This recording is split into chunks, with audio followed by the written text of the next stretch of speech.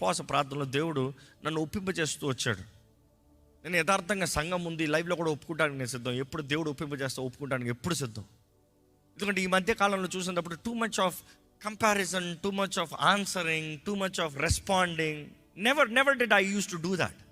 కానీ మనుషులు అర్థం కావట్లేదేమో, మనుషులకి తెలియట్లేదేమో, మనుషులు తట్టుకుంటూ అది నా పని కాదు. బట్ దెన్ కొన్నిసార్లు చూసినప్పుడు అపవాది ఎలాంటి స్ట్రాటజీ చేస్తున్నాడని చూసినప్పుడు సంఘముల్లో భేదాలు తెస్తాం, సేవకుల మధ్య కలవరాలు తెస్తాం, ఏక మనసుని కలవరపరుస్తాం. గౌరవం కలిగిన వారినే నిన్నే అన్నాడు. మన అనం ఆ వ్యక్తి గురించి మాట్లాడడం, పలానా సేవకుడి గురించి మనం ఏం మాట్లాడడం, కానీ ఏదో కాంటెక్స్ట్ తీసి కొంతమంది ఉంటారు. ఇట్స్ కాల్డ్ సెలెక్టివ్ ఎడిటింగ్ అంటారు. ఎడిటింగ్ తెలిసిన వాళ్ళకి ఉంటారు. It's called selective editing. ఈ మీడియాలో ఎక్కువ అదే వాడతారు. న్యూస్లో వచ్చేటప్పుడు కరెక్ట్గా మాటలు తీసి కలిపి పెడితే అది వచ్చినట్టు వస్తుంది. అంతే, సారం అది ఉండదు, కానీ మార్చేస్తారు మొత్తం సారాన్ని. It's called selective editing. అట్లా చేసి కొంతమంది అంటారు, మళ్ళీ పొల్ల పెడతారంట, ఇదిగో మీ గురించే మాట్లాడారు, ఇదిగో మీ గురించి అన్నారు. You see, sometimes we talk about structures and what is the discipline of it. But then ideologies మాట్లాడినప్పుడు ఒకరికి కార్నరైజ్ చేసి మాట్లాడినప్పుడు చాలా బాధ కలిగింది. But then I really felt sorry. I regret for it.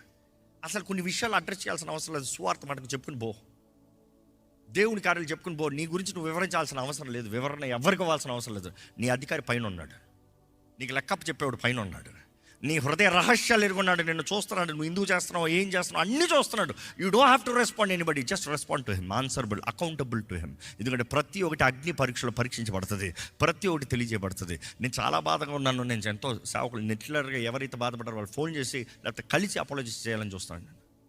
Because I truly want do that. Because సంఘములో ఐక్యత కావాలి. అంచెదనాలు అపవాది కలవరాలు తీసుకొస్తున్నాడు, భేదాలను తీసుకొస్తున్నాడు.